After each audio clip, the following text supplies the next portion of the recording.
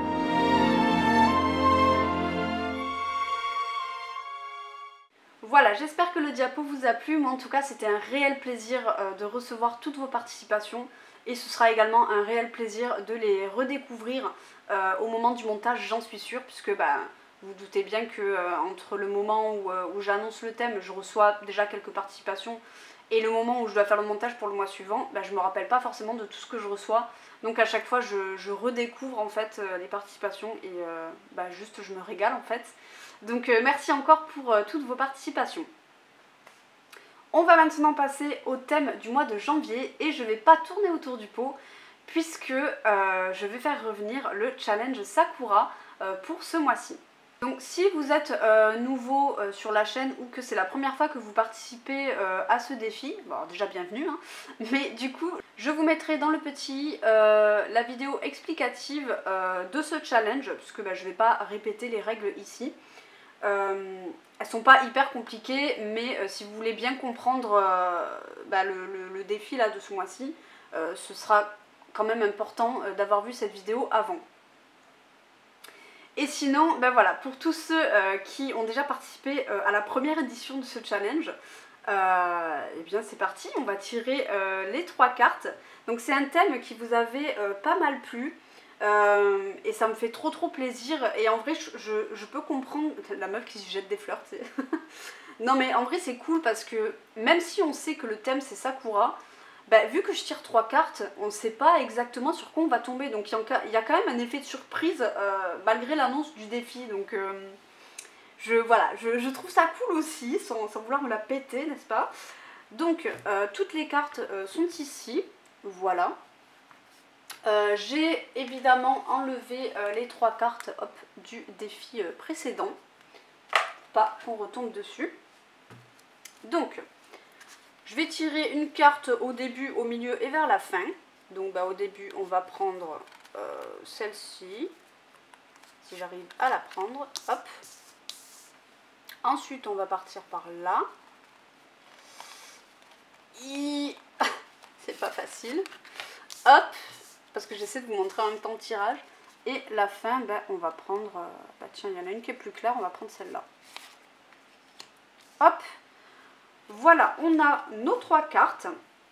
Donc je vais les retourner et bien sûr je vous dirai le colo que vous devrez faire en fonction de la carte que vous allez choisir.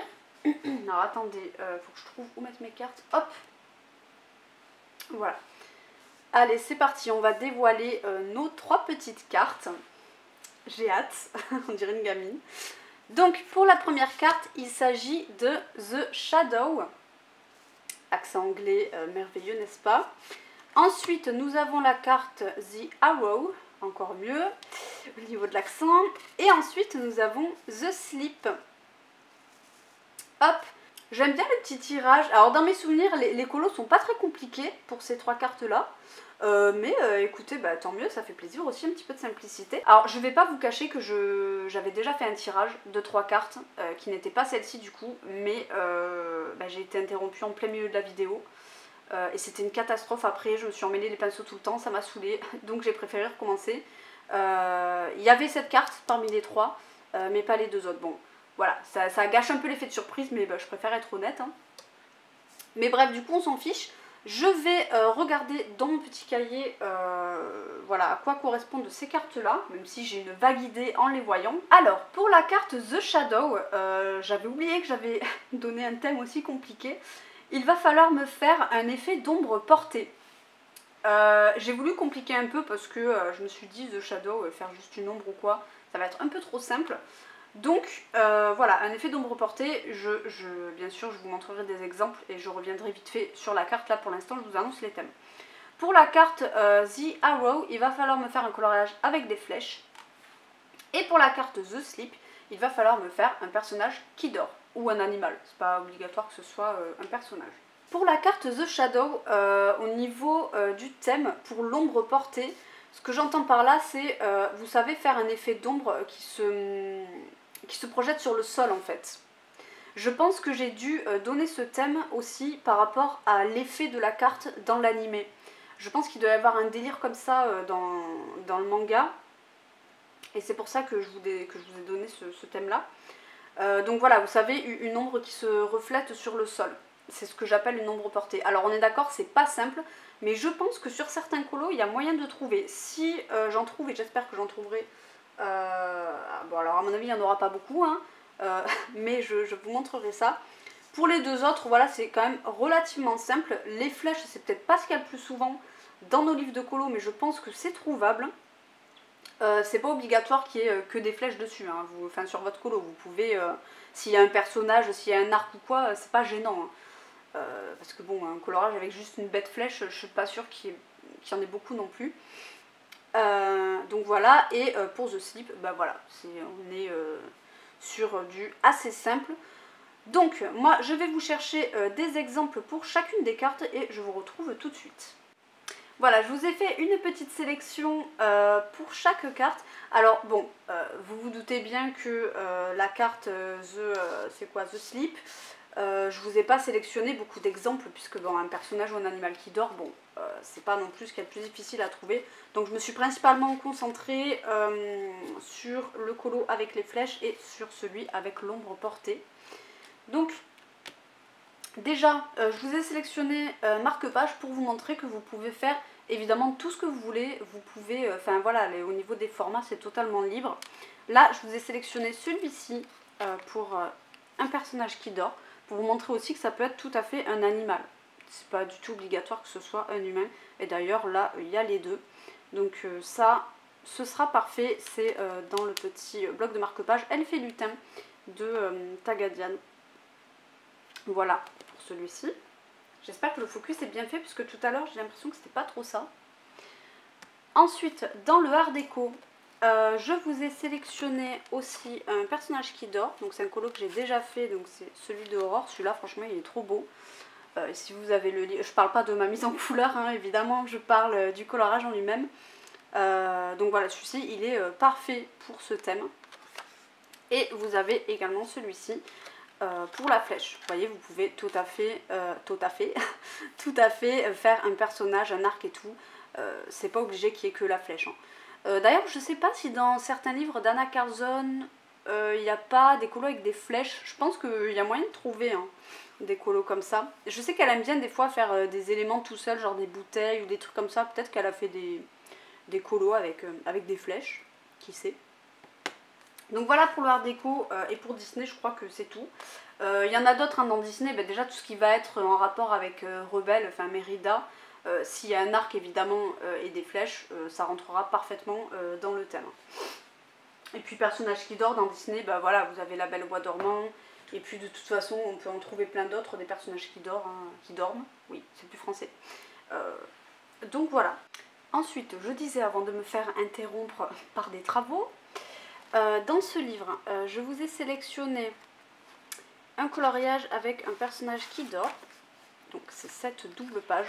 Donc bon courage à vous si vous décidez de vous lancer dans cette page. Alors bon, je n'ai pas la certitude qu'elle est en train de dormir. Si ça se trouve, elle est en train de se noyer, hein, vu qu'elle est dans de l'eau. Mais on va dire qu'elle dort. C'est un petit peu plus poétique hein, et un petit peu moins dangereux aussi. Voilà, donc ça passe. Ensuite, je vous ai sélectionné ce colo-ci, voilà, avec une belle flèche. Celui-ci, il est parfait. Je pense qu'il doit prendre pas trop de temps, même s'il y a plein de petits doodles. Je pense que ça peut être assez rapide. Peut-être que je ferai celui-là, parce que moi, ça me fera une double page. Et en plus, c'est pas un colo que j'aurais tendance à faire de moi-même comme ça. Donc peut-être que moi, je ferai celui-ci. Et ensuite, je vous ai sélectionné un autre colo avec des flèches, il me semble. Ouais, celui-ci. Vous voyez, c'est assez discret parce qu'il y a beaucoup de trucs, mais on les devine ici. Il y en a plusieurs et il y en a une grosse ici au milieu. Donc ça fonctionne parfaitement. Ensuite, dans ce livre-ci, donc qui est un livre que j'ai eu tout récemment, c'est bien parce qu'au final, je vais faire un haul, mais vous aurez vu l'intégralité des trucs que j'ai achetés finalement, puisque je les montre au fur et à mesure dans certaines vidéos. Donc là je vous ai sélectionné un exemple pour la carte The Shadow où il faut faire un colo avec une ombre portée. Donc vous voyez, quand je dis ombre portée, je sais même pas si c'est la définition exacte, mais c'est ça que j'entends par ombre portée, c'est-à-dire que on peut deviner qu'il y a une lumière qui arrive par là et que donc il y a l'ombre des feuilles là qui se reflète sur le sol. Et c'était aussi pour vous montrer que vous n'êtes pas obligé de le faire sur un personnage. Vous pouvez très bien le faire voilà, sur des objets, des ombres d'objets qui sont portés en fait sur le sol ou sur n'importe quelle autre surface. Donc voilà. L'ombre portée ça va être léger dans tous les cas, à moins que vous ayez un colo où c'est vraiment très flagrant. Mais sinon voilà, ce sera assez léger. Cette page est d'ailleurs très jolie. J'aime beaucoup. C'est un livre que j'ai acheté récemment et je l'adore. Alors c'est pas un livre de colorage à la base, mais il est trop beau.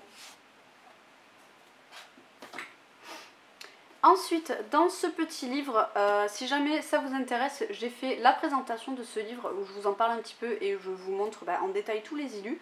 Je vous la mettrai également dans le petit ou en barre d'infos. Donc dans celui-ci, je vous ai sélectionné un colo pour la carte The Arrow, donc pour la flèche. Voilà, là clairement c'est absolument parfait. J'adore ce coloriage, en plus je le trouve trop mignon. Et voilà, on a une belle flèche, encore une fois. Hop. Alors attendez, parce que je vais regarder un truc, il me semble que dans un livre de Carolina, il y a un colo avec une ombre portée. Attends, oh là, non mais regardez-moi ça. Non mais... J'avais pas vu, hein. Bon, écoutez, de toute façon, à mon avis, elle va finir par... je vais finir par la découper, parce que ça va vite me gonfler. Voilà, c'est celle-ci. Alors, ah non. Je pensais qu'il y avait une ombre portée là, mais non. Enfin, je sais pas. C'est quoi? C'est une ombre portée ou c'est une falaise? Je comprends pas trop. Bon, de toute façon, c'est pas une ombre portée, donc je sais même pas pourquoi je vous montre. Bref, je suis dégoûtée là de ce livre-là qui part en cacahuète. Ensuite, dans le livre Aux confins du cosmos, je vous ai trouvé aussi un exemple pour l'ombre portée, qui est celui-ci. Là, c'est pas sur le côté, parce que la lumière, je sais pas d'où elle vient d'ailleurs, pour qu'on voit l'ombre en dessous. Mais voilà, ça marche aussi, l'ombre en dessous d'un personnage. En fait, dès qu'il y a une ombre de quelque chose, que ce soit un personnage, un objet, des feuilles, ça va fonctionner. Donc... évidemment, si c'est microscopique, si c'est juste une assiette et c'est tout dans l'intégralité du colo, non. Il faut quand même que ce soit relativement présent, parce que sinon, sinon ça sert à rien. Enfin, ça rentrera quand même dans la catégorie, mais c'est pas très challengeant, quoi. Donc voilà pour celui-ci. Et ensuite, pour terminer avec l'ombre portée, je vous ai sélectionné ce colo là, mais dans tous les cas, dans ce livre, il y a des ombres portées partout, puisqu'il y a le vélo partout. Donc ça c'est pareil, vous voyez, dès qu'il y a un vélo avec une ombre portée, là vous voyez, je prends une page au hasard, il y a l'ombre du vélo. Je sais pas s'il y en a d'autres. Là, celui-là il est hyper intéressant. Là vous voyez, il y en a plusieurs. Il y a ici les roues, là le bâtiment. En fait, c'est ça que j'entends par ombre portée de base. C'est à ça que je pensais. C'est l'image que j'avais d'une ombre portée. Donc ça, c'est parfait puisqu'il y en a plusieurs aussi. Je sais bien encore une fois que tout le monde n'a pas ce livre, hein, mais c'est juste des exemples. C'est pour vous montrer, pour que ce soit plus parlant. Celui-ci aussi, voilà, avec le vélo. Donc bref, voilà pour les thèmes... les thèmes de ce thème, donc du challenge Sakura. J'espère que ça vous plaît, j'espère que vous allez trouver quelque chose dans vos livres, que les thèmes pour chaque carte vous conviennent et que ça marche bien pour vous avec le visuel de la carte. Je vais vous les remettre, hop, ici. Donc voilà, vous pouvez évidemment en faire 2, vous pouvez en faire 3, vous pouvez en faire qu'un. Il n'y a aucune limite, vous pouvez même en faire 2 d'un seul thème. Alors si vous voulez en faire 2 sur The Shadow ou 2 sur The Sleep, enfin vous pouvez, il n'y a aucune limite avec ce challenge. On est là surtout pour s'amuser. Donc j'espère que ça vous plaît. Je vais vous laisser comme d'habitude un mois hein, pour ce thème. Donc là je tourne, nous sommes le 9, donc le 9 janvier. Eh bien je vais vous laisser jusqu'au 8 février parce que sinon je vais tout le temps décaler.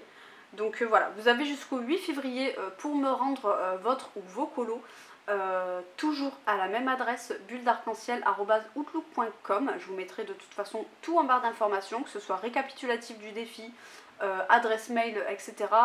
Normalement tout est dit en barre d'infos. Et voilà, n'hésitez pas à me dire pour quelle carte vous avez participé, même si je pense que je vais m'en rendre compte assez rapidement quand je le verrai. Mais voilà, comme ça ce sera plus carré pour moi. Quand je vais faire le montage, je vais essayer de faire comme j'avais fait pour la première édition, de montrer vos colos par carte. Voilà, je trouve que c'est sympa. Voilà, sur ce, écoutez, moi je vais vous laisser ici. J'espère que ça vous plaît, j'espère que la vidéo vous a plu et j'espère que vous allez passer une très très bonne année 2024. Et voilà. Je vous fais de gros bisous et je vous dis à bientôt pour une prochaine vidéo. Bisous!